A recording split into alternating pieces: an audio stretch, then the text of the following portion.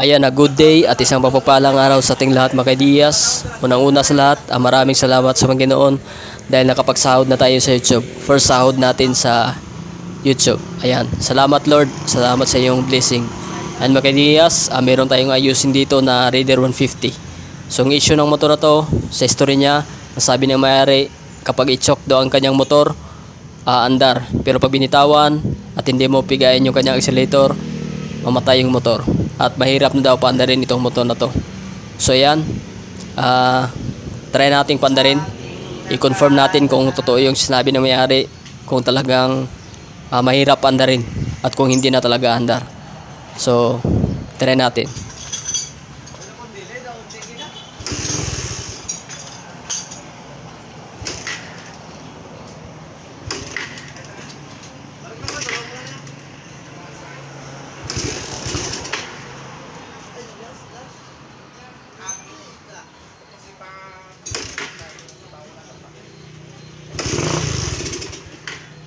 Ayan mga diyas, ay ilang kick natin, hindi talaga sa andar.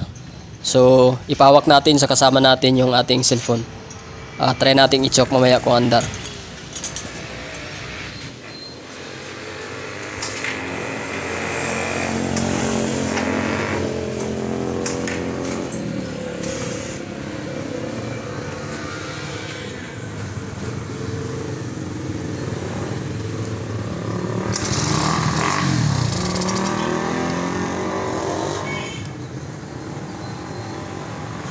Ayan mga diyas, hindi na talaga andar itong Raider 150 na to. So ayan mga diyas, sa carb nya, okay naman ito.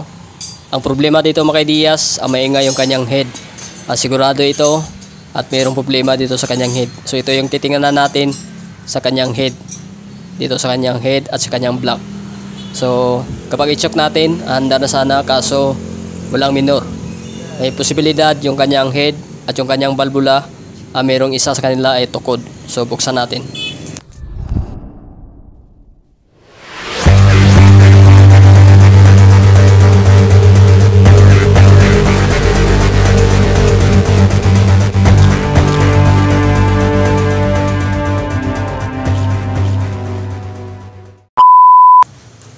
Tanggalin muna natin itong apat na alin bolt.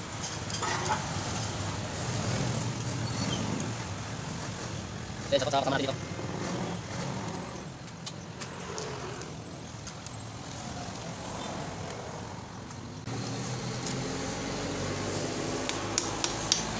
Yan, baka mayroong magbas dyan, package nilsil.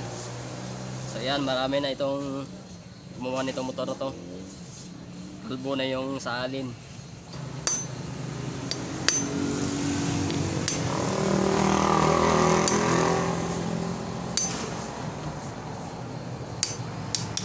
Power of silsil. Yan. Okay na. Tingnan natin sa gilid yan. Kunin natin ito. Ayun mga diyas, sa bago natin buksan yung kanyang head, titingnan natin yung kanyang valve clearance. Bago yan, i-top dead center muna natin. So bigyan ko yun ng tip sa mga baguhan pa dito sa Raider 150. Ayan yung sa cam, dapat nakalibel yung guhit dyan sa ating mga cams, sa ating intake at exhaust. Pagkatapos nyan mga diyas, kapag dito sa intake, ang standard valve clearance niya ay nasa 0.10 to 0.20 at sa kanyang exhaust ay nasa 0.20, 0.30. Ayan yung kanyang standard valve clearance. I-check natin dito sa intake, dapat papasok itong 0.10 kasi kung isa sa kanila na hindi pumasok, ibig sabihin may isang tukod na valvula. So dito, ayan, okay dito sa isa. Tara naman natin sa isang intake valve.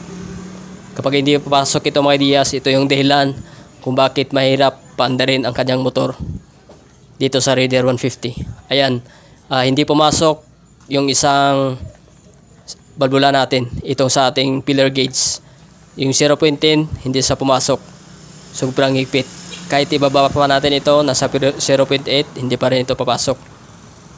So ito yung dahilan, singaw at nag-loose compression itong kanyang motor. So kahit anong gawin natin, kahit may kuryente, may gasolina, kapag mayroong tukod na valvula, hindi talaga andar ang motor. Ayan. So kahit ilang kick, 1,000 kick pa yan. So andar man sa kung i-choke, pero pag bitaw mo ng accelerator, matay yung motor. Ayan mga Diyas, binuksan ko na yung kanyang head at yung kanyang block. Ayan yung kanyang mga shim.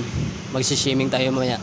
So dito mga Diyas, ang pinagsimulan ng mahirapan na rin yung kanyang motor. Ayan, singaw yung balbula. Humihigop lang ng gasolina, hindi yan mapandar. At singaw yung sa intake. Ayan yung kanyang piston. So meron na kaunting langis at palitan ko na ito mamaya ng valve seal. Kasi kumakain na siya ng langis dahil sa valve seal. Okay naman itong kanyang block at yung kanyang piston at piston ring. At dito mga Diyas, yung sanin ang ingay ng motor niya. Meron ng gas-gas dito sa ating cams. So yun mga Diyas, hindi ko na pinakita kung paano natin na-grind. So para hindi na masyadong haba yung ating video. Pinalitan ko ng valve seal kasi sobrang luwag na. So meron ng leak yung sa kanyang valve seal. Ayan, merong gas-gas yung dito sa cam holder niya. So dito mga Diyas, walang pa kasing budget ang may-ari. Ito yung sanin ng ingay at yung sa kanyang compression release. May tendency na ingay itong sa compression release, yung sa kanyang exhaust. Ito yung kanyang intake, meron ng gas-gas. So may kamahalan kasi ito, sabi ng may-ari, bahala na yung ingay muna, basta madali lang mapandar itong motor. Yung timing chain, batak na, sobrang luwag na. Ayan, kasi naka manual tensioner na siya. So ito mga Diyas, bali dito wala na isang dowel, nag-improvise lang tayo ng dowel. Ayan, so ang purpose lang nito, dapat mapaandar agad, isang kick lang. So dito na-shimming ako kanina, so try na natin ito, yung kanyang 0.10 dapat papasok. Kanina hindi pumasok yung isa, at dito pumasok na siya. Yung dito kanina, yung hindi pumasok yung ating filler gauge. So ngayon pumasok na siya. Ayan, so goods na mga Diyas, nag-shimming tayo. Ayan, 0.10 to 0.20 yung bag clearance. Dito naman tayo sa exhaust. Ayan yung dito sa atin sa exhaust natin. Okay na tayo sa intake. Paglagay ng kanyang cam holder, ayan, may palatandaan dyan na EX. Yan yung sa ating exhaust. Ibig sabihin ng EX, exhaust. Yung dito, ayan yung in o IN natin, intake. So sa paglagay dito sa ating cam, ayan, nakalabel yung guhit dyan. So dapat ganyan na paglagay. At bibilang tayo dito, magsimula sa 2. Tapos magbilang tayo hanggang 16. Dapat nag-end sa 3. So ayan. So ganyan lang. Pagkatapos nito, yung tensioner, higpitan na natin mamaya. At dapat dito naka-top dead center. Ayan, ang goods nito. Ibalik na natin ito. Yung sa ating guide sa timing chain. At dito rin mga Diyas, nag-improvise na rin tayo kasi wala na. Wala na yung mga dowel. So siguro sa unang gumawa nito, nakalimutan nila. Kasi itong motor na to, binili na niya lang sa tao, hindi sa kasa. Sikanhan itong motor. At dito sa paglagay ng mga bolt, dapat level yan lahat. So sa hindi nyo pa nahipitan, dapat nakalibel yan. Ayan. Ayan, nasimbol na natin lahat. So susunod lang daw mga Diyas, yung ingay ng kanyang motor. Importante dito, mapandar, madali lang siyang pandarin at i-kick. Try na natin pandarin kung one kick na lang.